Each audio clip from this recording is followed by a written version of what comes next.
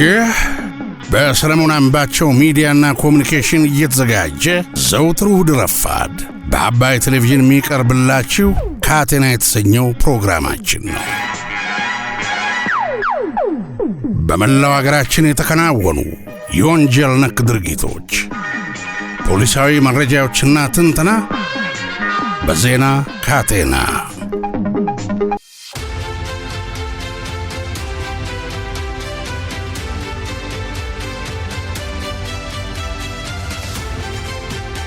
የጠጡበትን ሂሳብ ላለመክፈል የቡድን ጠብ የፈጠሩ ግለሰቦች በእስራት ተቀጡ።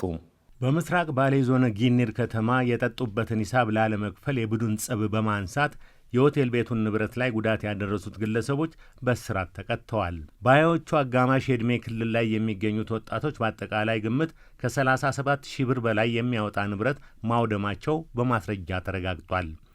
ፖሊስም የምርመራ መዝገባቸውን በወደሙት ንብረቶች የዋጋ ተመን በማያያዝ መዝገቡን ለአቃቤ ሕግ የላከ ሲሆን አቃቤ ሕግም በሰው ንብረት ላይ ሁከት በመፍጠር ጉዳት በማድረስ ወንጀል ክስ መስርቷል።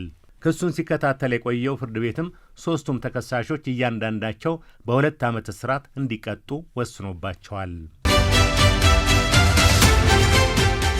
የትንሣኤ በዓልን ምክንያት በማድረግ ዋጋ የጨመሩ የሆቴል ባለቤቶች በእስራት ተቀጡ። በቦረና ዞን ሀረና ቡሉቅ ወረዳ ውስጥ የትንሣኤ በዓልን ምክንያት በማድረግ በምግብና በመጠጥ ላይ የዋጋ ጭማሪ ያደረጉ 2 የሆቴል ቤቶች ባለቤቶች በእስራት ተቀጡ። የንግድና ሸማቾችን ውድድር አዋጅ በመተላለፍ የበዓልን ቀናት ጠብቀው በምግብና በመጠጥ ላይ ተገቢ ያልሆነ የዋጋ ጭማሪ ያደረጉት 2ቱ የሆቴል ቤት ባለቤቶች ድርጊታቸው በማስረጃ በመረጋገጡ በአቃቤ ሕግ ክስ ተመስርቶባቸዋል። በበዓል ቀን በተቋቋመ ፈጣን ችሎት እያንዳንዳቸው በ1 ዓመት ከ8 ወራት እስራትና በ3,000 ብር የገንዘብ መቀጮ እንዲቀጡ ተወስኗል። በ110,000 ብር በተገዛ በሬ ሆድ ውስጥ 10 ግራም ወርቅ ተገኘ። የትንሣኤ በዓል በቃሊቲ የመኖሪያ ካምፕ ለሚገኙ የፌዴራል ማረሚያ ቤት ፖሊስ አባላት ያልተጠበቀ ሲሳይ ይዞላቸው መጥቷል። አባላቱ ለበዓል ቅርጫ ካረዱት ሰንጋ በሬ ሐሞት ውስጥ ከ10 ግራም በላይ የሚመዝን ወርቅ ማግኘታቸውን የፌዴራል ማረሚያ ቤት ኮሚሽን አስታውቋል። የፖሊስ አባላቱ እንደሚናገሩት በዘንድሮ በዓል የከብት ዋጋ በመወደዱ ምክንያት ይህንን ሰንጋ በሬ ለመግዛት ብዙ ድካምና እንግልት አሳልፈዋል።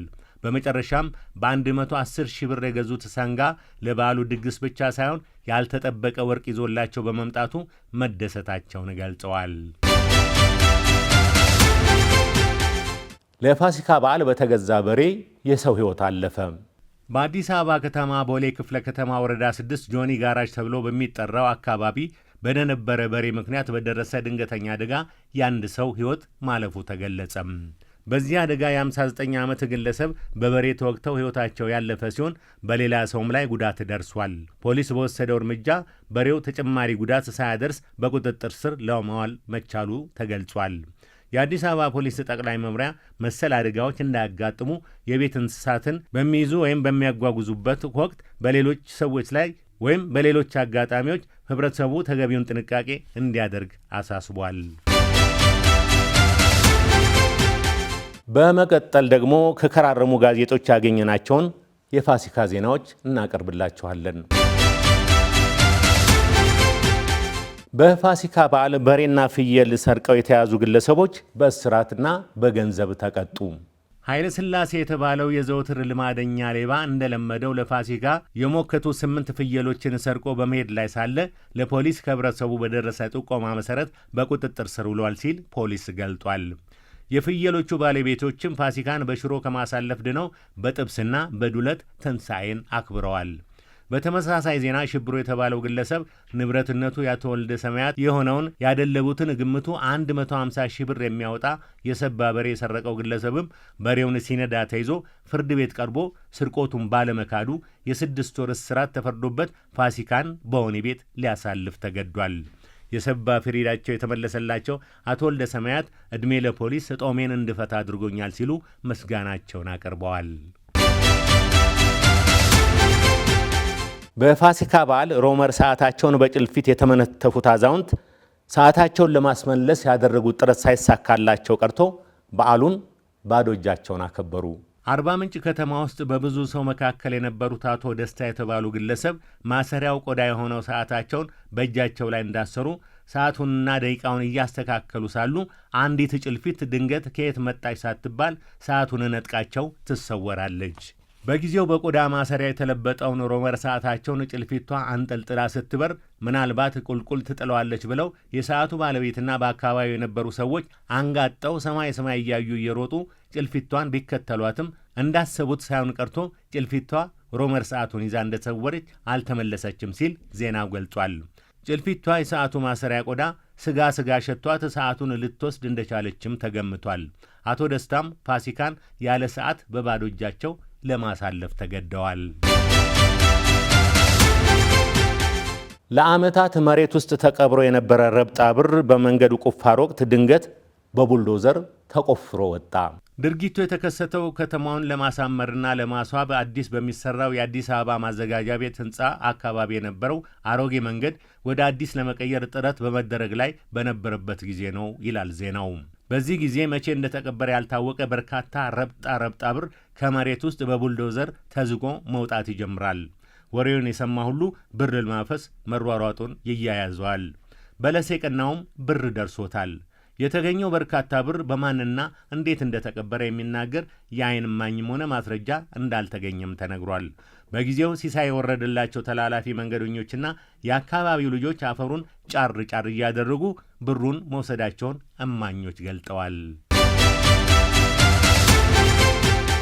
በፋሲካ በዓል ወቅት አንድ ብርሌ ካቲካ ላይ ጠጣው የ3 ዓመት ሕፃን ሕይወቱ አለፈ። ወሬው ለፖሊስ የደረሰው ከባህር ዳር ከተማ ነበር። ዕለቱም የፋሲካ በዓል እንደሆነ ተገምቷል። አቶ ጫኔ በዕለቱ ከቤተሰቦቻቸው ጋር በጋራ በመሆን በዓሉን ስጋ በመብላትና ጠጅና አረቄ በመጠጣት ብርችስችስ ብለው በማሳለፍ ላይ ነበሩ። የ3 ዓመት ልጃቸው ግን በመጫወት ላይ ካለበት ማንም ሳያየው ወደ ማጀት ገብቶ ተቀምጦ የነበረውን አንድ ብርሌ አረቄ አንስቶ ጭልጥ አድርጎ ይጠጣል። በኋላም ታዳጊው ተዝለፍልፎ ይወድቃል። ቤተሰብም ተደናግጦ ሕፃኑን ለማትረፍ ቢሞክርም ባረቄው ክፉኛ የተጎዳው ሕፃን ሕይወቱ ማለፉ ተዘግቧል። ከዚህ መሰሉ አደጋ ሕፃናትን መታደግ እንደሚገባ ፖሊስ አሳስቧል። በወህኒ ቤት የሚገኙ እስረኞች ፋሲካን ዘንጠው እንዲያሳልፉ የበዓል ልብስ ተሰፍቶላቸው ተደስተው ውለዋል። በማወቅም ይሁን ባለማወቅ ወንጀል ፈጽመው በሕግ ጥላ ስር ከሚገኙት እስረኞች መካከል የተመረጡ ጠያቂ ዘመድ የሌላቸው 31 እስረኞች በዓልን ሽር ብለው የሚያሳልፉበት ልብስ የተሰፋላቸው መሆኑ ተገለጠ።